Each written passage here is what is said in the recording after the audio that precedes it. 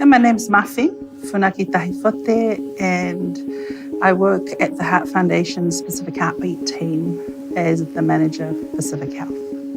Pacific family, when you're asking what are the priorities in life for them, and thinking Pacific families, this is not just a one ethnic group. You're talking about Samoans, you're talking about Tongans, Niueans, Cook Islands, Fijians. So priorities to Pacific families overall is them themselves as families. Education, church, work, all of that on the outskirts. But central to Pacific families is really important to them is family or whanau or family. So as health professionals, we're looking at food as a vehicle to get nutrients into our bodies for nourishment. But for Pacific, it is much more than that. It brings families together, whether it be a celebration of a wedding, a birthday, but it can also bring families together around if it's a sad occasion like a funeral. It also acts as a vehicle to mend relationships. Like if you wrong somebody, then food will be that vehicle to say sorry.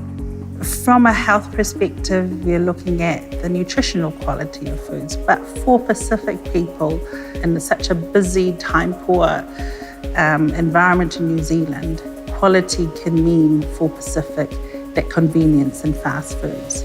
When you're looking at whakaafe, or where you're inviting people to a celebration, whakaafe is a Tongan word, or a gathering that you have, quality would mean having quantities of food enough to serve your guests. And then your guests can also take food home. In New Zealand, where we've got a multi-Polynesian culture, we tend to also adopt some of the other customs of the other islands. Now, Tongans and Samoans are also taking up that culture of having foods and then taking some foods home. So quality from that gathering, feast or celebrations, or whether it be a funeral, that you got the quantities of food. One of the youth group that we talked with, he said, quality is quantity. So for Pacific, food connecting with health doesn't become an important issue until someone in the family is sick. And it tends to be that food to help manage ill health or maintain good health actually only applies to the person who's identified sick. So it is about having a rationale or a desire that you'll move for the person you're talking with to actually make food and health actually become important even when sickness is not present. How you do that, it will be a conversation, and knowing family is important to them, maybe that vehicle to bring in health and food for Pacific, whether it be to manage an illness that they'll have or to prevent them from actually getting an illness. Size is not a sickness. So why then should I worry about my weight if I'm well? So there is a challenge, but it's a conversation that we can still have to try and create a desire and a recognition that you don't have to feel sick to then work on the foods that we have around us. So it's a conversation that we'll still have to have with Pacific people about trying to connect people even when sickness is not there. It's a conversation and a talanoa that you will have with Pacific people to see how important this action and advice to the life of the family. The obligations you have for your family, if it does make me do my role as a mum a lot better for a lot longer years, I think that will actually get the conversation around, for me as a mum, to be wanting to make a change for my child.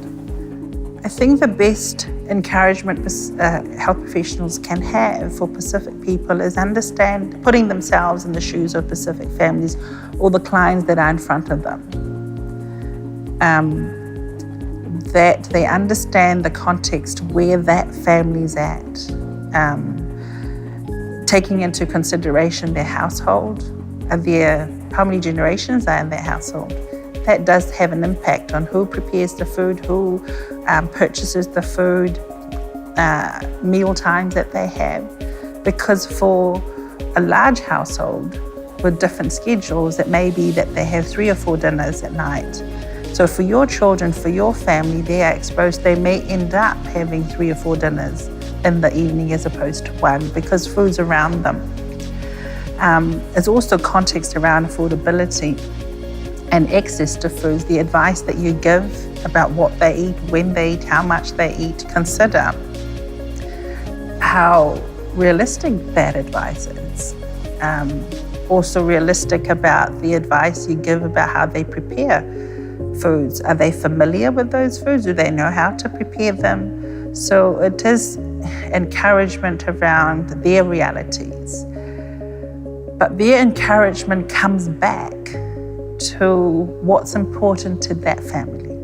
So if for that family, what their desire and their dream, their drive is to actually get their kids to be better at school, to do better at sports, then you use that dream to actually say, well, you can reach that dream through taking care of what you feed your children, when they eat, how much they eat.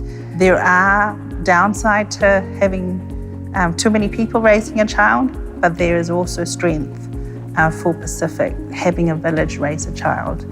And I think that strength-based will encourage Pacific family to actually surface out of this ill health, poor health that we're always being mentioned publicly. There are strength of Pacific, and we can turn the tide around by working on the strength that we have.